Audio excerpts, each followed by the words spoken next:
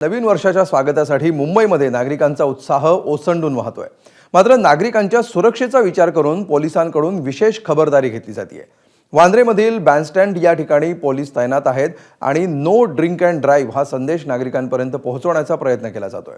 पोलिसांकडून नवीन वर्षांच्या शुभेच्छा देत नागरिकांच्या हातावर संदेशाचे बँड बांधले जात आहेत। आढावा घेतलाय आमच्या प्रतिनिधींनी, पाहूया।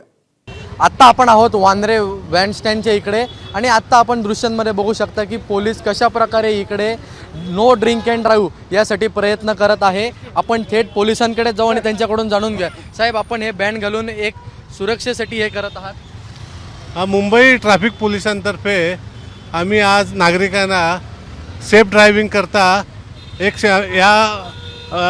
इमोजीद्वारे मेसेज देत आहोत की नागरिकांनी दारू पिऊन गाडी चालवू नये, स्वतःच्या सुरक्षिततेची काळजी घ्यावी।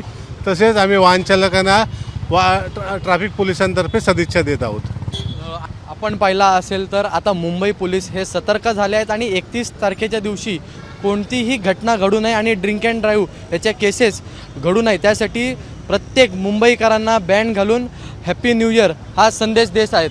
कॅमेरामन इरफान शेख सोबत ईशान देशमुख, एबीपी माझा, मुंबई।